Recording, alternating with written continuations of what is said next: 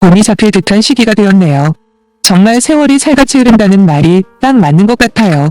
저는 31살 이혼녀입니다. 제가 이렇게 사연을 신청하기로 용기를 낸 이유가 바로 명절 때문에 이혼을 했기 때문이랍니다. 생각나는 대로 주저리 이야기를 해볼 테니 한번 들어봐 주셔요. 저는 경기도에서 태어나 고3 때까지 한 곳에서만 살았어요. 그러다 서울에 있는 대학교를 다니면서 자취를 했고요. 학기 중간에 호주로 어학연수도 다녀왔죠. 덕분에 지금 다니고 있는 일명 꿈의 직장이라고 불리는 외국계 회사에 입사를 할 수 있었어요. 헤어진 신랑과는 대학교 때부터 알고 지내던 사이였습니다. 그때는 그냥저냥 이름과 얼굴만 아는 친구의 친구 정도였는데 신랑이 군대를 다녀오고 제가 어학연수를 떠나기 몇 달 전 신랑의 고백을 받았어요. 당시에는 어학연수 준비로 아무런 여유가 없어서 거절을 했습니다. 하지만 저 역시도 신랑의 고백이 싫은 건 아니었던 터라 신랑에게 그랬습니다. 제가 연수 마치고 돌아왔을 때도 같은 마음이면 그때 다시 한번 생각해보겠다고요. 그리고 6개월 뒤 한국으로 돌아오자마자 저를 기다리고 있던 신랑이 자기 마음은 여전히 그대로라고 하면서 두 번째 고백을 하더라고요. 그래서 저희의 연애는 시작이 되었답니다. 사실 지금은 이혼을 한 상태이고 신랑에게 전혀 미련 같은 건 없지만 그때의 풋풋한 시절만큼은 여전히 좋은 기억으로 남아있어요. 다시 한번 그때처럼 아무런 조건 없이 사랑할 수 있을까라는 생각도 드는 게 사실입니다. 그렇다고 재결합을 하거나 그러고는 싶지 않네요. 너무 큰 상처를 받았거든요. 작년 이맘때쯤이었을 거예요. 시어머니가 김치냉장고를 바꾸고 싶다고 하시길래 당시엔 아무것도 몰랐던 저는 지금 쓰고 있는 김치냉장고 아직 쓸만하지 않냐 그랬죠. 그랬더니 대뜸 저희 보고 하나 사달라는 겁니다. 전 순간적으로 너무 당황했죠. 최소 몇백은 할 텐데 결혼한 지 겨우 3년 조금 넘은 저희에게 그런 여유돈이 있을 리가 없잖아요. 그리고 설령 여유가 있다고 해도 아직 쓸만한 김치냉장고가 있는데 굳이 그 비싼 걸 사달라고 사주는 게 말이 됩니까? 그래서 최대한 기분 안 상하시게 그건 좀 곤란하다고 대답을 했는데 그게 그렇게까지 못할 말이었다는 걸 나중에야 알고 이혼 말고는 다른 방법이 생각이 안 나더라고요. 여기까지만 들으면 이해가 잘 안 되시죠? 무슨 이유로 시어머니가 그토록 당당하게 몇백짜리 김치냉장고를 사달라고 요구했고 또 며느리가 거절한 게 어째서 죽을 죄를 지은 것처럼 취급을 한 건지 말이에요. 일단 사전 설명을 해드릴게요. 신랑은 학교만 서울에서 다녔지 실제 집은 경남입니다. 중간에 휴게소 안 들리고 곧장 가도 최소 4시간은 걸리는 곳이죠. 학교 졸업하고 저와 신랑은 같은 회사에 지원했는데 운 좋게도 동반 입사를 하게 되었어요. 그런데 안타깝게도 시아버지가 현장에서 일을 하시다 추락사고를 당하는 바람에 크게 다치셨거든요. 신랑은 그 소식을 듣자마자 바로 내려갔지만 불행히도 며칠 만에 돌아가시고 말았죠. 그렇게 아버지를 여인 신랑은 얼마나 슬퍼했는지 모릅니다. 신랑한테는 2살 많은 형이 한 명 있어요. 신랑과는 다르게 시가에서 쭉 부모님을 모시고 살고 있었는데 어느 날 신랑이 그러더라고요. 어머니도 아버지처럼 언제 돌아가실지 모른다는 불안감이 너무 크다고요. 밤에도 몇 번씩 자다 깨다 그래서 심리상담까지 받아볼 생각까지 하고 있다고 하는 겁니다. 결국 고향으로 내려가 일자리를 알아보겠다고 말하는데 제가 어떻게 안 된다고 할 수가 있었겠어요. 저는 알겠다고 했죠. 그렇게 그때부터 생각지도 못한 장거리 연애를 하게 되었어요. 장거리 연애라는 게 정말 만만치가 않더라고요. 얼굴 한번 보려면 몇 시간을 차를 타고 이동을 해야 하는데 그것도 얼마 보지도 못해요. 각자 출근 일정 때문에 금요일 밤에 얼굴 봐서 일요일 저녁이면 무조건 헤어져야 했죠. 그렇게 3년 동안 저희는 장거리 연애를 하면서 더욱더 애틋한 사이가 되었고 마침내 결혼을 했습니다. 사실 결혼하고 어디에서 살 건지는 상의조차 할 필요가 없었어요. 기본적으로 신랑 따라 가는 걸로 다들 알고 있었고 저나 친정부모님 역시도 그게 맞다고 알고 있었거든요. 왜 그랬는지는 모르겠지만 아마도 신랑이 애초에 고향에 내려간 이유를 잘 알고 있던 저나 친정부모님으로서는 다른 방법을 못 찾은 게 아닐까 싶네요. 아무튼 저는 다니던 회사를 그만두고 친정과 4시간이나 떨어진 먼 곳에서 신혼을 시작했는데 다행히 합가하자는 말은 없었네요. 아주버님이 시어머니와 함께 살고 있었으니까요. 결혼 생각이 없다는 아주버님은 나중에 말씀드리겠지만 얼마나 앞이 꽉 막힌 밉상인지 모릅니다. 저희는 시가와 20분 떨어진 곳에 전세를 얻었는데 전세금은 신랑이랑 저랑 반반 부담했고요. 혼수며 나머지 기타 비용 전부 반반씩 해서 결혼했습니다. 사는 동안 딱히 이렇다 할 시집살이를 겪은 건 별로 없는 것 같아요. 단지 결혼 전에 신랑이랑 제가 하나 약속한 게 있는데 그건 바로 명절 때는 무조건 교대로 서로의 집을 방문하자는 거였어요. 저희 친정과 시가가 거리가 워낙 멀다 보니 양가 모두 방문하는 건 너무 힘들다고 판단해서 내린 결정이었죠. 예를 들면 이번 설날 때 시가에 방문했다고 치면 돌아오는 추석에는 친정에 가는 거죠. 친정이랑 구정은 둘 중에 하나만 가기로 하고 나머지는 저희끼리 보내는 조항까지 넣었는데 이러한 내용을 시어머니에게 말씀드렸더니 의외로 쿨하게 알겠다고 하시더라고요. 물론 밉상 아주버님이 옆에서 요즘 세상 좋아졌다며 아무리 그래도 그렇지 어떻게 양쪽 집안 똑같이 할 수가 있냐는 헛소리를 하긴 했지만요. 아니 아직 결혼도 안 한 사람이 결혼 생활에 대해서는 어찌나 아는 척을 하는지 모릅니다. 그것도 잘못된 정보로만 꽉 차 있는 그런 아는 척 말이에요. 여튼 시어머니에게도 알렸겠다. 그 후로 오는 명절마다 신랑이랑 약속한 것처럼 교대로 다녀왔죠. 물론 이조차도 제가 손해보는 거라고 생각하긴 해요. 시간은 굳이 명절이 아니더라도 20분이면 갈 만큼 가깝잖아요. 그러니 언제든 보고 싶을 때 쉽게 갈 수 있는 반면 저 같은 경우에는 가끔씩 엄마 아빠가 너무 보고 싶을 때도 거리가 워낙 멀다 보니 이거 따져야 되고 저거 따져야 하는 입장이잖아요. 거기다 어릴 때부터 저는 유난히 아빠를 많이 따르며 자랐다고 해요. 그래서 그런지 저 결혼할 때 아빠가 얼마나 속상해 하셨는지 모릅니다. 이렇게 멀리 시집 보낼 줄은 몰랐다고 하시면서요. 그때는 어찌나 죄송하던지 그래서 더 마음이 불편했죠. 어쨌든 명절이라도 공평하게 반반 다니는 것까지는 좋았어요. 하지만 명절이나 아니면 연월차 한 번에 붙여서 휴가 기간에 신랑이랑 친정을 다녀오기만 하면 시어머니는 어찌나 생색을 내는지 모릅니다. 요즘 세상에 자기 같은 시어머니 없다면서 마치 며느리에게 엄청난 혜택을 주는 듯이 말씀을 하시더라고요. 처음엔 별 생각 없었습니다. 뭐 친정 갈 때마다 쿨하게 다녀오라고 말씀하시는 건 맞으니까요. 하지만 다녀온 이후가 문제였죠. 한 달에 한 번 정도는 일요일날 신랑이랑 찾아가서 얼굴 보고 밥 먹고 그러거든요.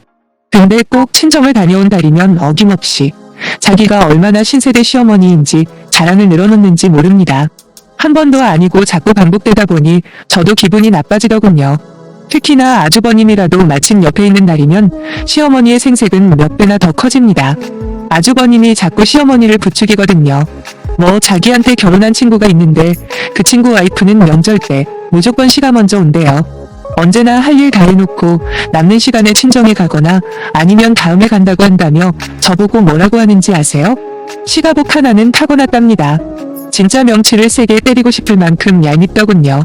문제는 그것뿐만이 아니었습니다. 머나먼 타지방으로 시집을 온 후유증이 조금씩 커져가는 거예요. 그러다 나중에는 우울증 증세까지 생기는데 진짜 미치겠더군요. 비록 신랑이 크게 잘못하거나 저를 아껴주지 않는 건 아니었지만 그것과 별개로 생전 처음 보는 곳에 친구도 없고 거기다 가족들까지 보고 싶을 때 못 보는 상황에 처하니 자꾸 기분이 가라앉는 횟수가 많아지는 겁니다. 거기다가 저런 시어머니의 생색내는 말까지 더해지니까 스트레스도 쌓이고 말이죠. 결혼 생활이 지속될수록 신랑과도 싸우는 일이 늘어가는데 대부분의 이유는 바로 시어머니 때문이긴 했어요. 한번 우울감이 찾아오자 제 머릿속에는 온통 지금 상황에 대한 의구심으로 가득 차더군요. 왜 자꾸 어머님은 내가 친정만 다녀오면 저렇게 자기가 큰 인심이라도 쓰는 것처럼 말씀을 하실까? 한두 번도 아니고 평생 그러실 기세신데 너무 거슬린다고 신랑에게 말을 하면 신랑은 어떻게 반응을 할까? 그런 오만 잡생각으로 여러 날을 고민하다 결국 신랑에게 입을 열었습니다. 하지만 신랑은 제 이야기를 전부 듣자마자 자기 엄마 욕을 한다고 생각해서인지 발끈하더라고요. 틀린 소리 한 것도 아닌데 괜히 저 혼자 오바한다 그러더라고요. 그리고 막말로 자기 집에 제사나 차례를 안 지내는 것도 아니지 않냐. 그런데도 자기 엄마처럼 며느리를 친정에 흔쾌히 보내주는 시어머니가 흔한 줄 아냐고 이런 식으로 지네 집 편 만드는데 아예 말이 안 통하는 겁니다. 솔직히 저희 씨가 차례도 지내고 제사도 지냅니다. 근데 그건 저 없을 때도 시어머니와 아들 둘이서 충분히 해왔던 거고요. 특히 음식을 대부분 시장에서 만들어 놓은 거 사가지고 하시기 때문에 우리가 흔히 상상하는 그런 풍경이 아니에요. 포장 뜯어서 차리기만 하면 되거든요. 무엇보다도 남편 태도가 저를 더욱더 화나게 만들었죠. 분명히 결혼 전에는 당연히 그래야 한다며 저와 약속을 해놓고선 이제 와서 원래는 안 해줘도 되는 건데 자기들이 엄청나게 선심을 쓰고 있다는 식으로 말하길래 대판 싸워버렸네요. 그게 바로 작년 설날이 오기 전 일이고 그때는 친정에 갈 차례였기에 명절 전 주말에 얼굴 보고 인사드릴 겸 찾아갔거든요. 바로 그때 시어머니가 김치냉장고 이야기를 하신 거죠. 그때까지만 해도 사실 저는 시어머니가 그냥 억지를 쓰신다고만 생각했어요. 설마 제가 친정에 가는 것과 연관이 되어 있을 줄은 꿈에도 몰랐습니다. 김치냉장고를 지금 당장 사드리는 건 곤란하다고 대답하자 옆에서 신랑이 저를 툭 치며 집에 가서 둘이서 이야기하자고 속삭이길래 며칠 전에 싸웠던 감정도 남아있고 무엇보다도 안 되는 건 안 된다고 확실하게 말하는 게 낫다 싶어 제가 다시 한번 시어머니께 말씀드렸어요. 저희 지금 전세자금 대출도 남아있어서 금전적인 여유가 없습니다. 그리고 여유가 있어도 곤란하다고, 그리고 왜 하필 지금 타이밍에 새김치 냉장고가 필요하신지 잘 모르겠다 했어요. 거기다 아주버님이랑 어머님 두 분만 사시는데 지금 김치 냉장고로도 충분하지 않냐 했더니 시어머니 인상이 울그락불그락 변화가는 게 느껴지더군요. 옆에서 신랑은 안절부절하며 자꾸 집에 가서 이야기하자는 말만 되풀이하는데 그때 시어머니가 제게 그러는 겁니다. 은혜를 몰라도 유분수지. 내가 너한테 해준 게 얼마나 많은데 이런 식으로 나오냐고요. 황당해진 저는 대체 어머님이 저한테 해준 게 뭐가 며느시냐 물었죠. 그러자 시어머니가 본심을 꺼내놓더라고요. 지금까지 자유롭게 친정 다니게 해준 거 기억 안 나냐고 하시래요. 그러면서 누가 너처럼 시가에 팽개치고 명절에 친정 다니냐? 주위에 결혼한 친구들한테 한번 물어봐 라고 하시는데 정말 어이가 없더라고요. 지금까지 저런 생각을 가지고 있는 줄은 몰랐습니다. 그래서 더 놀랐고요. 솔직히 생색은 내시기는 했지만 저 정도로 뒤틀린 사상에 찌들어 있는 분인 줄 몰랐거든요. 오기가 생겨버린 저는 어머님한테 바로 따져버렸죠. 그럼 지금까지 제가 친정 다녀온 게 전부 다 어머님의 하늘과 같은 은혜를 입은 거네요? 그래서 김치냉장고도 사내놔라 하면 군말 없이 사드려야 하는 거고요, 맞죠?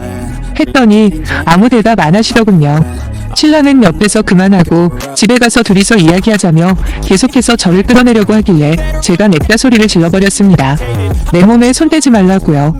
결혼 전에 약속한 것 뻔히 다 하시면서 어떻게 친정 보내주는 걸 은혜라고 표현하시냐. 그동안 생색내신 것도 모자라서 이제는 돈까지 당당하게 요구하는 시어머니랑 단판 지을 거다 그랬어요. 그리고 자꾸 끼어들면 가만히 안 있을 거라고 강하게 말하곤 시어머니한테 몸을 돌려 다시 말했습니다. 어머님도 참 불쌍하시게 사신다고. 한때는 어머님도 누군가의 며느리였을 거 아니냐. 그렇다면 어머님도 친정 부모님이 있었을 텐데 한 번도 보고 싶은 적 없으셨냐 따지듯 물어봤죠. 시어머니는 대답은 안 하시고 저를 뚫어져라 노려보시기만 하더라고요. 저는 다시 입을 열었습니다. 어떻게 그 마음을 모를 리가 없는 어머님이 같은 여자인 며느리한테 이러실 수가 있느냐. 이 땅의 모든 시어머니들 역시 분명히 누군가의 며느리였던 시절이 있을 텐데 왜 시어머니라는 위치만 되면 며느리를 못 잡아 먹어서 안달인지 모르겠다. 이렇게 다다다 있는 대로 퍼붓고 제 발로 일어나서 집으로 와버렸습니다. 충격받은 시어머니를 달래주는지 신랑은 1시간이 다 돼서야 집으로 돌아오길래 내가 한 말이랑 행동 중에 잘못된 거 하나라도 있다고 생각하면 난 당신이랑 더는 못 산다 했어요. 솔직히 최소한 저한테 미안하다 사과 한마디는 할 줄 알았습니다. 비록 자주 다투고 어쩔 때는 벽이랑 대화하는 것처럼 말이 안 통할 때도 있는 사람이었지만 적어도 상식은 있는 줄 알았죠. 하지만 제 말이 떨어지기가 무섭게 이혼하자라고 하는 겁니다. 그 힘들다는 장거리 연애도 3년이나 버텨온 관계가 겨우 친정과는 문제 하나 때문에 이렇게 부서지는구나 싶어 허탈했지만 신랑이 잘못했다고 빌어도 함께 살까 말까 하는 판에 저토록 당당하게 나오니 선택의 여지가 있나요? 그 길로 전 짐 싸서 모조리 택배 불러보내고 친정으로 와버렸죠. 그리고 어차피 결혼할 때 정확하게 반반했으니 딱 그대로 나눠서 받아 이혼했습니다. 처음엔 친정에서 지냈는데 어학연수 때 알던 친구 중에 한 명이 소개를 해줘서 지금 회사에 다니고 있는 거예요. 그나마 다행히 제 영어 실력을 인정받아 입사하게 된 거죠.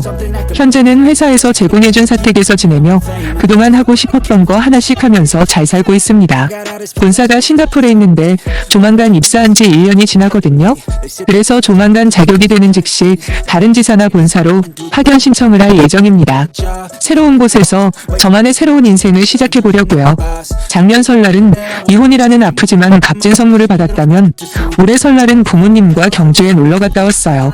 막상 이혼하고 보니 그 전에 가졌던 두려움이나 창피함보다는 제가 원하는 대로 내 인생을 설계할 수 있다는 자유로움이 훨씬 더 큰 것 같아 조금의 후회도 없습니다.